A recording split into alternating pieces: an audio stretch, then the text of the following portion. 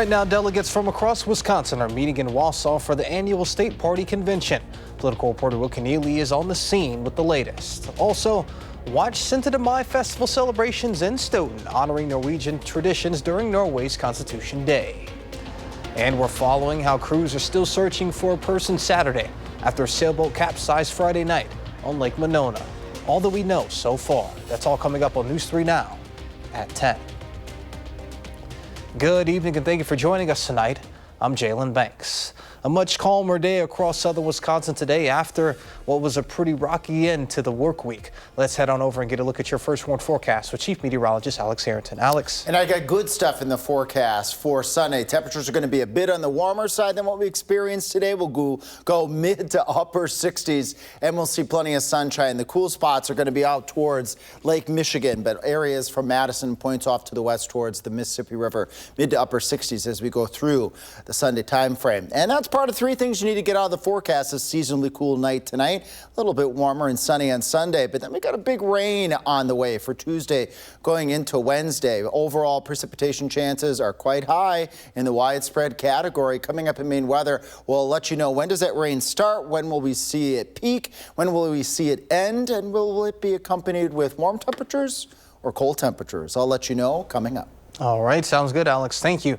And if you're not able to stick around, you can track the forecast yourself on the First Warn Weather app. It is hourly planners, road conditions, and even radar. You can download it for free in your phone's app store. Just search WISC Weather. Happening today, delegates from across Wisconsin are meeting in Wausau for the annual state party convention. Political reporter Will Keneally is on the ground there and has more.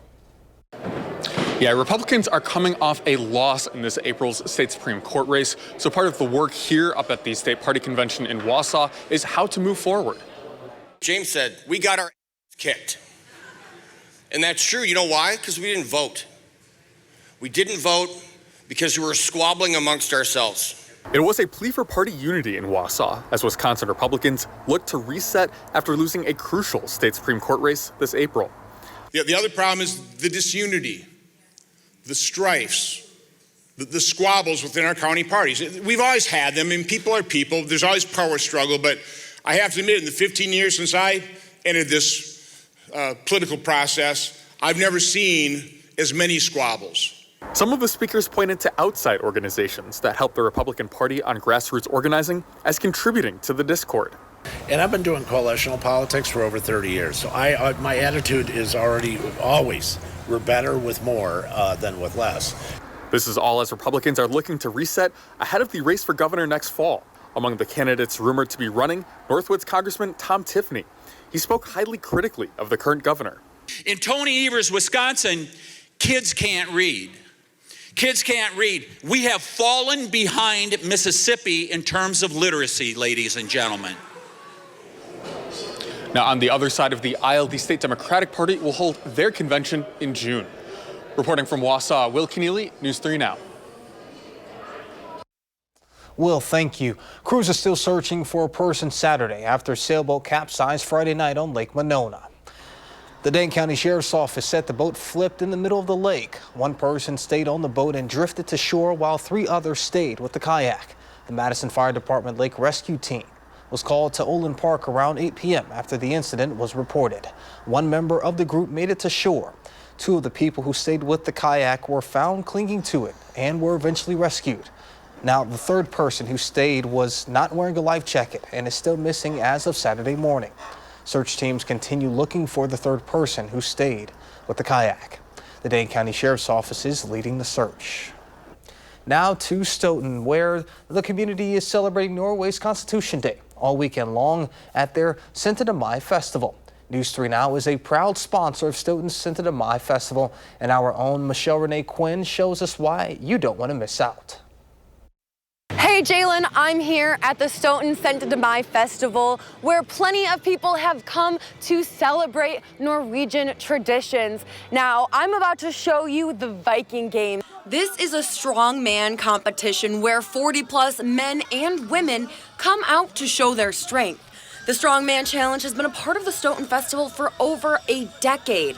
One of the directors of the Viking Games says they brought it to the festival because strongman has strong Scandinavian roots. So we've got about 40 really strong male and female competitors picking up really heavy things. And we are celebrating Norwegian independence from Denmark. One of those strong men drove almost 5 hours from Minnesota to celebrate for the second year in a row. I came last year just for fun. I heard about the Syttende Mai festival, and I'm half Norwegian, so I figured I'd come and check out what it's all about. I enjoyed it so much, and I thought it'd be kind of cool to come back again and compete in something from the period. Whether people are traveling for the festival or Stoughton natives, there are plenty of fun activities and cultural experiences for the whole family. And it maybe means more to me. I am proudly a Stoughton resident, born and raised here, and decided to raise my family here. And it's a great way for our community to celebrate all culture and Norwegian culture. And you have one more day to join the fun. There's so much fun stuff happening tomorrow. There's a parade, and there is a great performance by the Stoughton Norwegian dancers at the high school, and there's great food. I mean, if I was picking, I'd pick the meatballs. In Stoughton, at the Syttende Mai Festival, Michelle Renee Quinn, News 3 Now. Michelle Renee, thank you. Now, you can attend the parade tomorrow in Stoughton. That's at 1:30 p.m. Coming up after the break, Alex returns with a complete look of your First One forecast.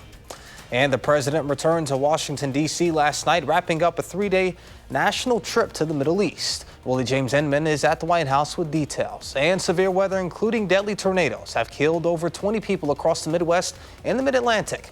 And tens of thousands remain without power. You're watching News 3 Now at 10.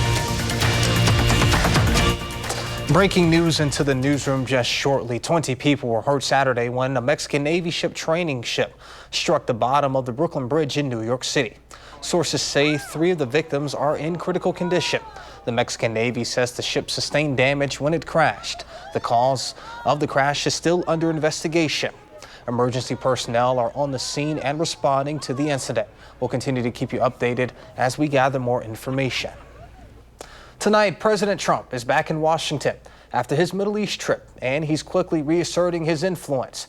House Republicans are pushing a budget deal that reflects his priorities, but some insist it won't move forward without his personal push. CBS's Willie James Inman is at the White House.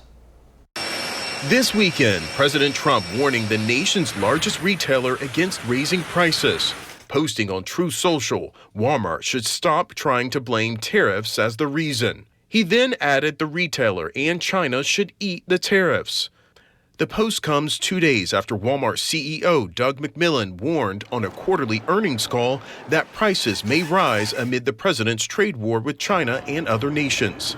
Even at the reduced levels, the higher tariffs will result in higher prices. Walmart is a bellwether of U.S. consumer health. In a statement to CBS News, the company said, "We'll keep prices as low as we can for as long as we can, given the reality of small retail margins." It's a tax that consumers won't see directly in their receipt. Walmart customers we spoke to are divided on the effect of the tariffs. I think in the long run, it may have a good impact. Price increase is always worrisome. Also this weekend, tensions building on Capitol Hill as a handful of conservative Republicans revolt over the so-called Big Beautiful Bill. There were 16 ayes and 21 noes. 5 Republicans on the House Budget Committee voting with all Democrats against the GOP proposal, which includes $880 billion in cuts to social programs. Conservatives say the bill does not go far enough to reduce spending. We have to deliver on extending the tax cuts, but getting also the spending cuts necessary to get deficits down. President Trump has urged Republicans to unite behind the bill and get it over the finish line. Meanwhile, the House Budget Committee will meet late Sunday evening to make another vote. Willie James Inman, CBS News, the White House. Police and firefighters respond to a car explosion Saturday that rocked the neighborhood and damaged a fertility clinic in the tiny California city of Palm Springs. The act is being investigated as a possible car explosion. At least one person is believed to be dead and 5 others injured. The city of Palm Springs said in a social media post the explosion happened at 11 a.m. local time and that residents were being asked to avoid the area of North Indian Canyon Drive near East Tequiva Drive. Dr. Maher Abdullah who runs the American Reproductive Center's fertility clinic, confirmed that his clinic was the one that was damaged. The FBI is leaving its headquarters in Washington, D.C. FBI Director Kash Patel made the announcement during an interview with Fox News that aired Friday. He cited the condition of the storied J. Edgar Hoover building for the departure, calling it unsafe. Patel says about 1,500 personnel will be redeployed to locations around the country. The Hoover building has served as the headquarters for the FBI since 1975. Finding a new headquarters has actually been in the works for years. In 2023, the General Services Administration selected Greenbelt, Maryland as the agency's new home. However, President Trump announced in March that he would block the move to Maryland. The Social Security Administration is dropping a controversial anti-fraud policy that sparked widespread concern among senior citizens. According to an email sent to workers, the agency will no longer hold retirement benefit applications for 3 days to check fraud. The decision comes as the backlog in retirement benefit claims has swelled to 575,000 applications originally. And the agency wanted to bar applicants from filing for benefits over the phone, saying it would be hard to verify their identity. Instead, they would have to do it online or visit a field office. That policy was revised weeks later and said applicants would have to go to a field office if irregularities were detected during a fraud review. Severe weather, including deadly tornadoes, have killed at least 26 people across the Midwest and the Mid-Atlantic. As CBS's Christian Benavides reports, entire communities were wiped out and thousands remain without power. In Laurel County, Kentucky, this was the scene after a deadly tornado tore through multiple homes, flattening this neighborhood. This woman and her family say they're lucky to be alive. My husband and my son come running in and pretty much jumped on top of her because you could feel the air and everything sucking and it sounded like a train. And then we saw stuff falling and next thing we knew, he said most of the house was gone. In Missouri, over 5,000 homes and businesses sustained damage and tens of thousands were left without power. The National Weather Service says there were 2 confirmed tornadoes, including at least one in St. Louis, that left behind a path of destruction. The wind got so hard, I couldn't even get to the front door. It kept pushing me back out. I just couldn't believe it. It's just, the whole house just started blowing. All the windows blew out. The bricks started falling. It was just, I never experienced that like I didn't think I was going to make it at all. Severe weather also struck in and around the nation's capital. In Fairfax County, Virginia, one person was killed after a tree fell on their car. In Alexandria, Virginia, Roger Ellis took cover. It sounded like some roll of thunder. Got in the house, took cover as quick and fast as I possibly could because I didn't really want nothing to happen. In Kentucky and Missouri, where strong storms downed trees and power lines and toppled buildings, residents are left picking up the pieces with a long road to recovery ahead. Christian Benavides, CBS News. The National Weather Service says there is the potential for more severe weather, including the possibility of tornadoes, this time across northern Texas and the southern plains. Our thoughts are certainly with all those impacted. Now let's get a look at your first warned forecast with Chief Meteorologist Alex Harrington. Alex. Jalen, just to add, look at the sheer number of severe storm reports over the course of the past 72 hours. Nearly 2,500 reports in the nation, most of them in the Midwest and the South, and including our 5 now tornadoes here that have been confirmed by the National Weather Service in Milwaukee. The 5th tornado has been confirmed in the Rock Springs area. This is just west of Baraboo. And the other 4 tornadoes in Dodge County. Surveys will continue, and we'll continue to see if we see this number from May 15th continue to go up. But I got some good stuff to talk about. Let's do that. After a seasonally cool night, Sunday a little bit warmer, and on the sunny side, those of you that have been asking for rain, I've got rain in the forecast and a good chance of it Tuesday going on into Wednesday. It's a widespread, if not a washout, as we go into Tuesday, going into Tuesday evening, even lasting into Wednesday.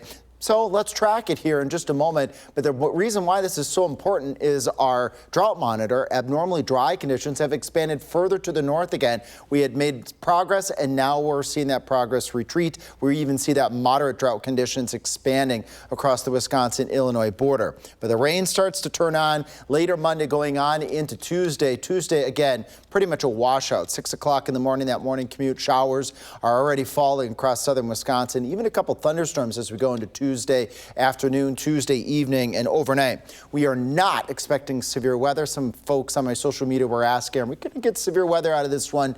No, this is going to be a cold, windy rain going on into Tuesday, going on into Wednesday, and those showers will eventually end a little bit later Wednesday.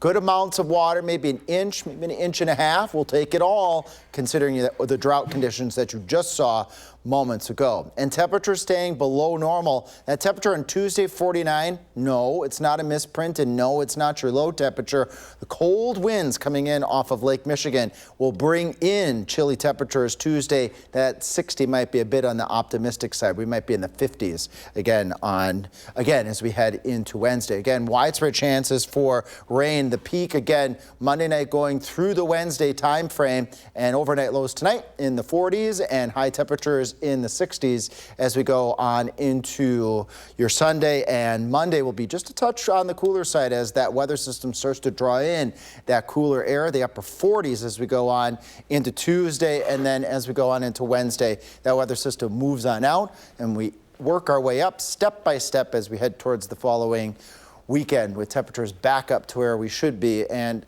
Jalen and Andrew want to let folks in southern Wisconsin know I've been hanging out behind that weather desk. I made this note during our 6 o'clock newscast because I have had a foot injury for the better part of a month. So I appreciate the flexibility being able to hang out over there because a one-legged weather person does not do well standing up at that 3x3 wall when you only got one leg. So it's pretty soon after some additional recovery, I'll have my 2 feet back and we'll be dancing in front of that wall again.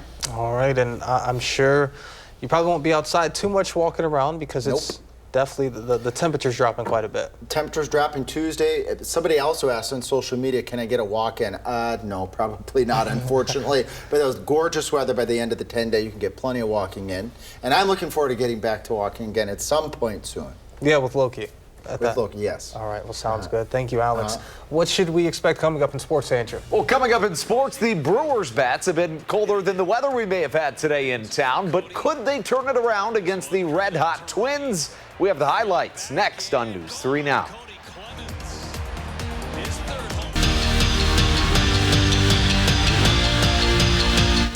Lately, Jerry Kelly has been killing it. 2 weeks ago, the Madison native won his first event of the year on the PGA Champions Tour. And today, in the first major on the Senior Tour's calendar, Kelly kept swinging it well. Came into the third round in third place, and on the 8th hole, he started climbing up the leaderboard. Sticks the approach shot. He birdied 7 different times today, looking for his first senior major win since 2020, and finishes off one of his tweeters with this putt. And then on 18, he caps off a marvelous day with another birdie. He shot 7 under in the third round, putting him in first place heading into tomorrow's final round.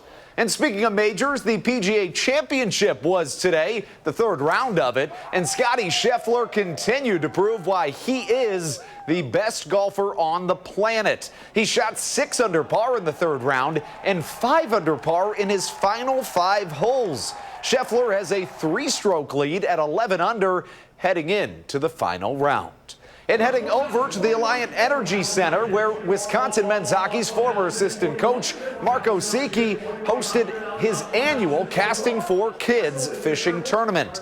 They sent out an event record 71 guided boats onto Madison's lakes, followed by a live auction fundraiser raising money for the Carbone Cancer Center. In the event's 7th year, they've nearly eclipsed $1 million raised and $150,000 raised this year alone to fight the disease. And how about Whitewater softball? After 3 straight empty trips in the postseason, they are off to the Super Regionals. This comes after a perfect 3-0 weekend in Ohio. They will play in Winona, Minnesota next weekend at St. Mary's in a best-of-3 series with a trip to the Sweet 16 on the line.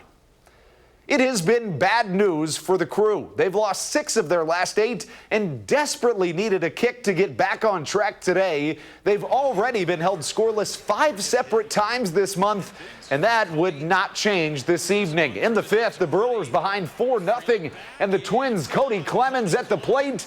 He goes yard, and you may have heard of his dad, Roger Clemens, but the Brewers' bats, They have not been heard from much lately, especially in May.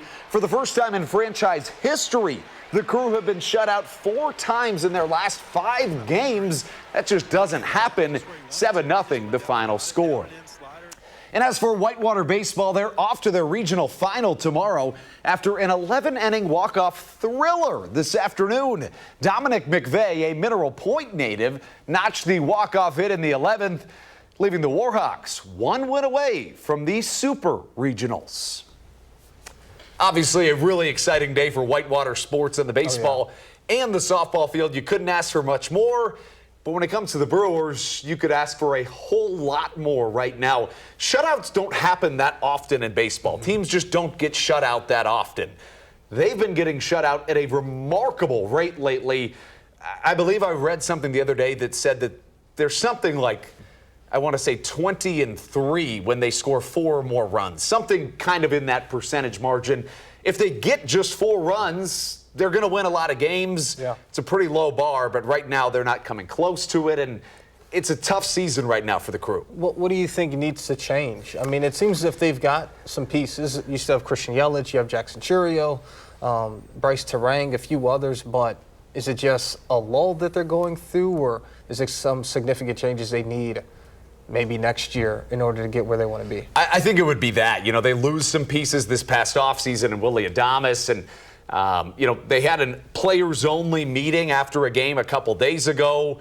That didn't lead to anything. Honestly, I mean, in an optimistic Brewers fan's mind, I think they would love to see a Rafael Devers get traded from the Red Sox to the Brewers.